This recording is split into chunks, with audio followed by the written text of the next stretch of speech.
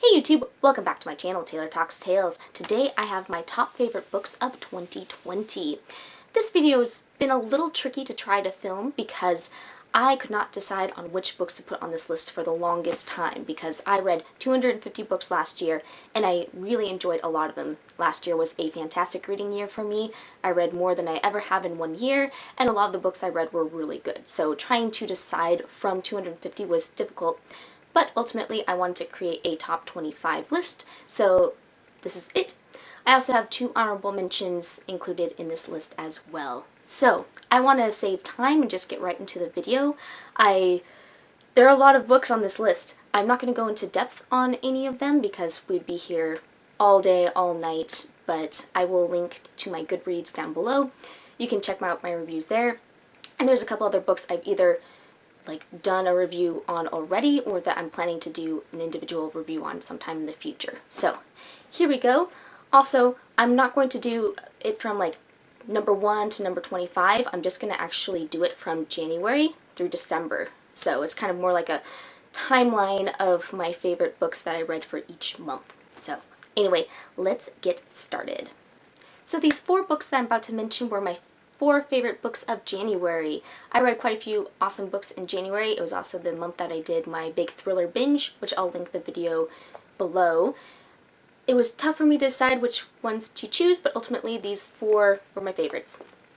First one, and first favorite of the year, is The Fisherman by John Langan, and this one just combines a lot of horror elements that I really enjoy. There's folk horror and cosmic horror, and it's just really well written and atmospheric, and there was just so much to this book that I really enjoyed. So I started 2020 off with a bang with this book, and I ended up rereading it a few months later too because I just liked it that much. My second favorite of January was The Secret Life of Souls by Jack Ketchum and Lucky McKee. This book is all about a girl and her dog and the bond between them. There's a revenge element to it and there's sort of a supernatural element as well. It's a fantastic story. A little tricky to read at times because it's just a very emotional story, but I had no expectations going into it, but I just absolutely loved this book. The next book this was my favorite of my thriller binge, and the more I think about it, the more I just really enjoy the story as well. It's a combination of thriller and sci-fi, and that is Recursion by Blake Crouch. Loved this book. I definitely want to reread it. I bought my grandmother a copy and a couple other people copies throughout the year because it was just such a solid story. Combines a lot of elements into one awesome story, including time travel, an apocalyptic element, and memories, and so much more. Really like this one a lot.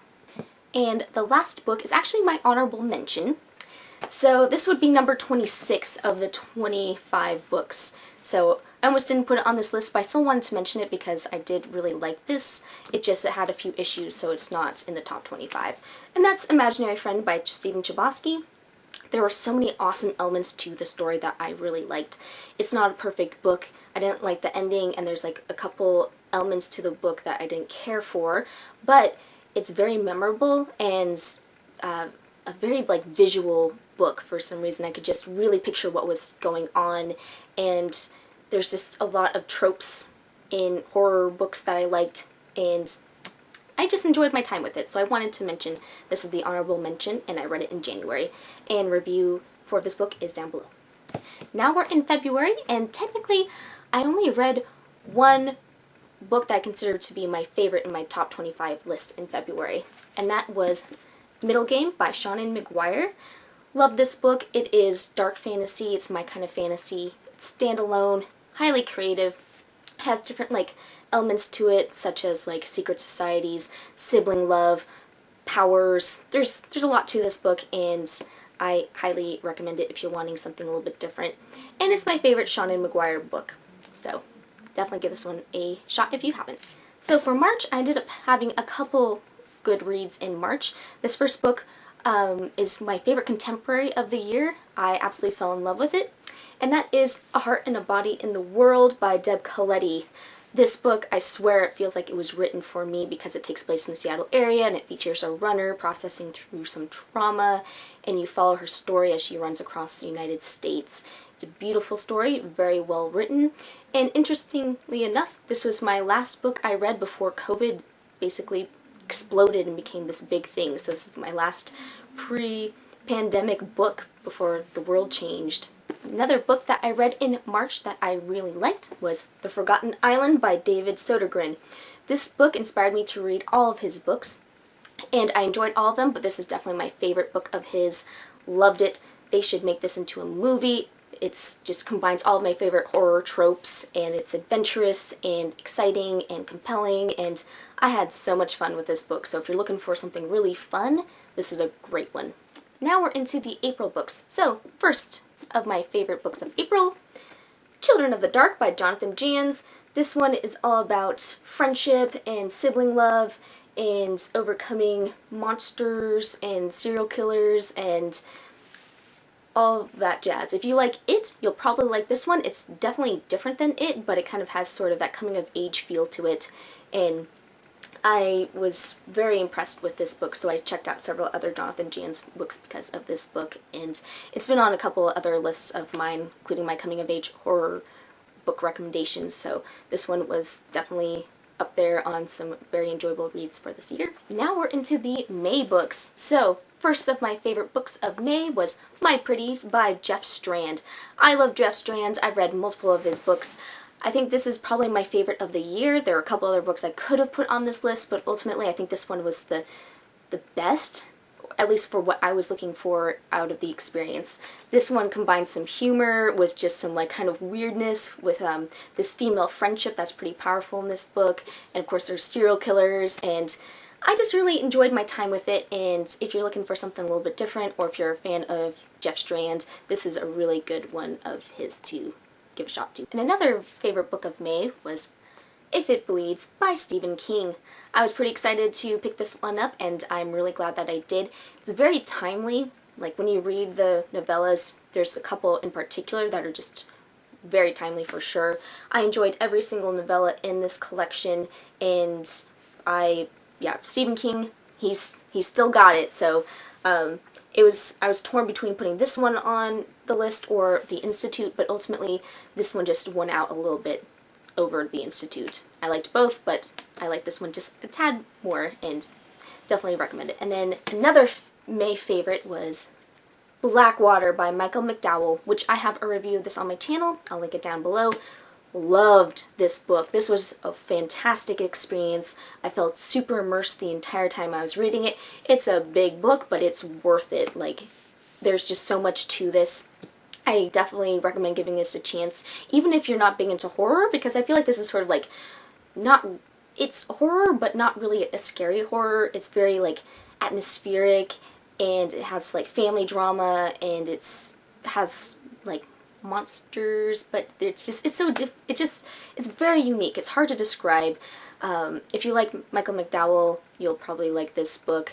Even if you haven't read a Michael McDowell book, this is just great. Southern Gothic at its finest. I loved this book and can't wait to reread it. Now we're into June favorites. So White Pines by Gemma Amor. I also read her novella as well, but I liked this one a little bit better. There's just something really neat about this story.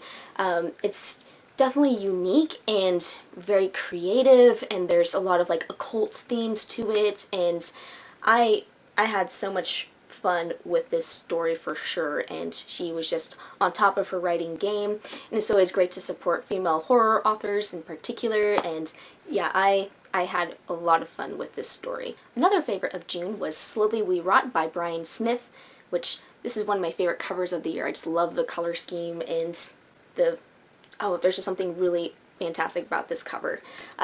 This story is dark and heartbreaking. It's apocalyptic, it has zombies, but it's also a character study, and it's this exploration of addiction and trauma and loss and so much more. I highly recommend this, especially if you're kind of tired of the same old zombie tropes and stuff. This kind of changes things up a little bit. So if you're okay with reading a very tough and kind of sad story, this is a good one. And the last favorite of June was Devil's Creek by Todd Keisling. Oh man, I fell in love with this book. I haven't read a book by Todd Keisling before, but I really want to go check out his other work because this was fantastic. This is exactly what I look for in an occult story and small town horror. Like, I just love the trope of just a small town collapsing in on itself and chaos, and oh, there was so much excitement in this book. It's great, and yeah, I was just blown away by this. It's definitely a horror experience, and I really want to reread this. Now we are into the July favorites. And first I'm going to mention my other honorable mention. The reason why this is an honorable mention is just because it's a novella, and I actually just wanted to talk about it briefly as its own thing, because this is probably one of my favorite novellas I have ever read. And that is To Be Devoured by Sarah Tantlinger. I adored this novella. Oh my gosh, this was a fantastic experience. This is exactly what I want in a horror story and just a story in general. I just loved it so much, and the writing is beautiful. It's visceral and graphic and disgusting. There's so much to this little short book, and I've reread it a couple times already. So this is my favorite novella of the year, and I only say it as an honorable mention was mainly because I wanted to keep this list to mainly actual full-length books. But if you're looking for a fantastic novella, this is one to seriously put on your radar. Now into the July books. So, The Listener by Robert McCammon was kind of my first favorite of the novels. I'm a big Robert McCammon fan. My goal is to read every single thing he's ever written, so I'm making progress on that for sure. The Listener was a very beautiful story. I wish I'd read it a little bit sooner because it's been out for a couple of years now, but he's still got it. This was a great story. It's all about the characters, and there was just a lot of his storytelling magic in this as well, and he just does like period pieces really well. He's just a fantastic author, and I think this is my favorite of his more recent works, but this one was great. The next one is also by another favorite author of mine, and that's Duma Key by Stephen King. I can't believe it took me so many years to read this book. I've had this copy for like 5 years. I don't know why it took me so long to dig into this. I don't know, maybe because it was big or something, but beautiful, heartbreaking, compelling, fantastic. I just really enjoyed this Stephen King story. I think it's very underrated. At some point I'm going to have to redo my Stephen King video because I want to put this book on there now. It's up there on my favorite Stephen King stories now. I was just gripped and hooked from start to finish, and it's also a great summer read, but it's a fantastic story. Now we're into my August favorites. So my first favorite book of August was The Only Good Indians by Stephen Graham Jones. I've read several other books by Stephen Graham Jones. I think this is probably my favorite of his. It's tied with Mongrels, but this one I think is his finest work because it is another level of horror. It is really, really well done. It was just gripping from start to finish. There's something very unique and different about this book, and I don't want to spoil anything, but I just really liked it, and yeah, it's unlike almost anything I've ever read. I was just blown away by it because I wasn't sure exactly what to expect with this book, and it took a different turn than I thought it was going to do, but that's okay. Like, I like books that do that, so definitely give this one a shot if you want horror that's a little bit different. My next August favorite is Deep Light by Frances Hardage. This one is one of my favorite fantasy stories of the year. Oh my gosh, it combines so many of my favorite fantasy and sci-fi elements to it. This book has everything. It's young adult, but it doesn't really read like a young adult book. It has elements of science fiction, a little bit of horror, and fantasy for sure. It's a standalone, but the world building is incredible.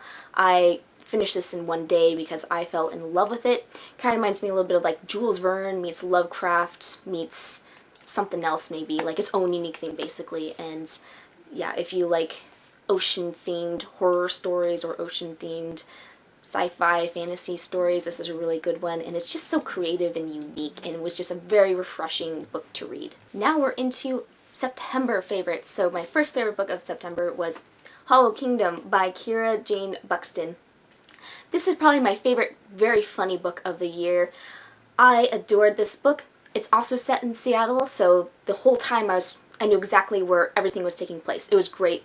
The town next to mine was mentioned, so I got really excited about that, but it's just so much fun, and it's one of my favorite books that takes place from the perspective of animals, because I think for me, sometimes it's hard to really get into books where the main character is an animal and narrating from the animal's perspective, because I think it can get very cheesy or unrealistic.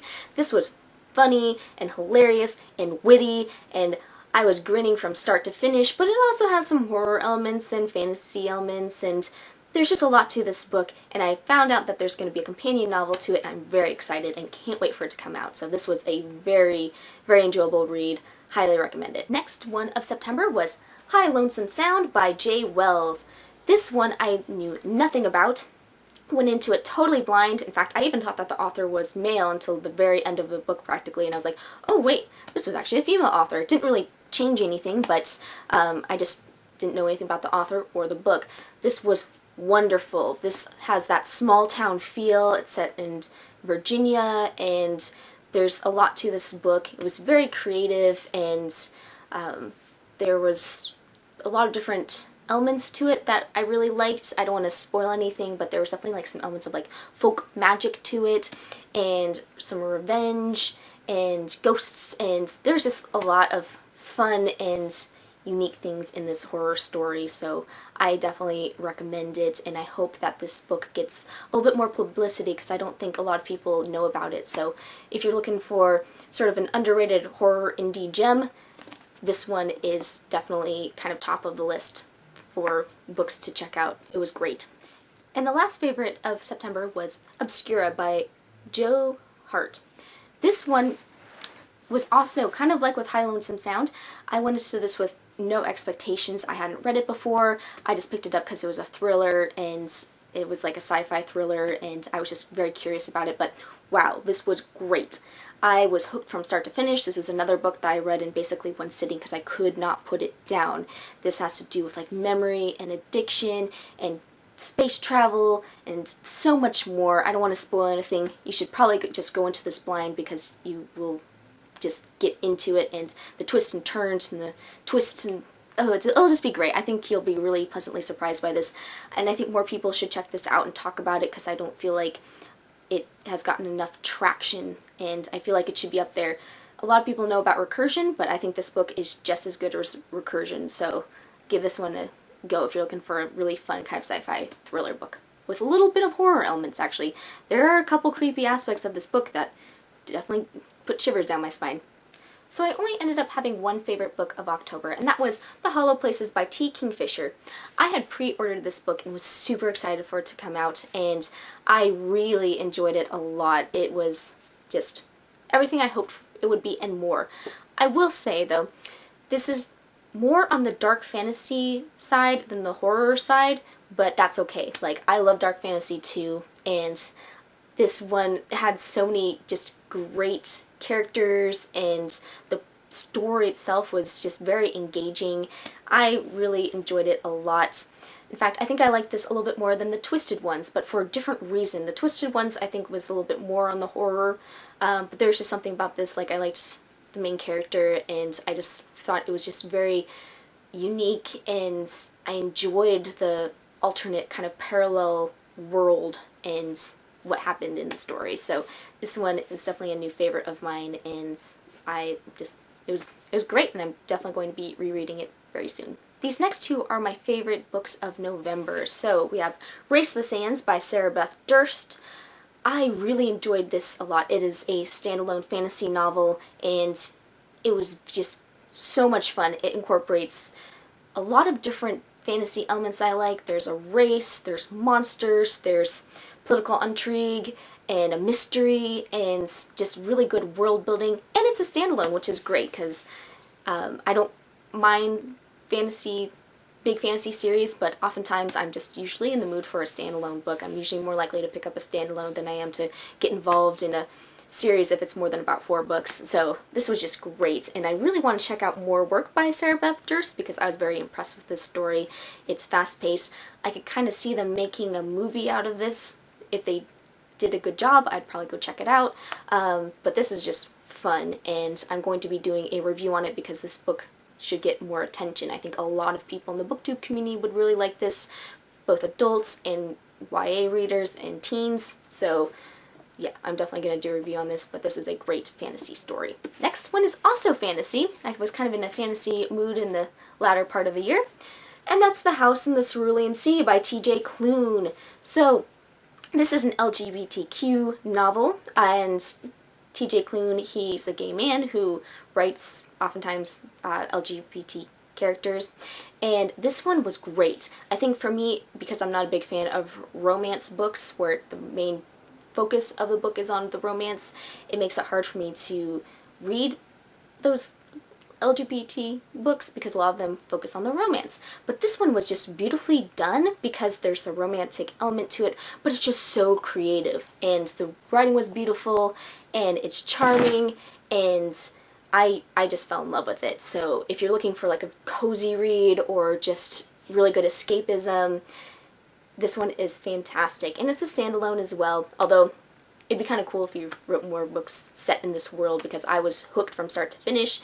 And he really is my favorite LGBT author because he just writes great stories and good characters who are more than just a label. So definitely pick this one up if you haven't. And last but not least is my one favorite book of December. I didn't end up reading as many books in December as I was hoping, but I got through some.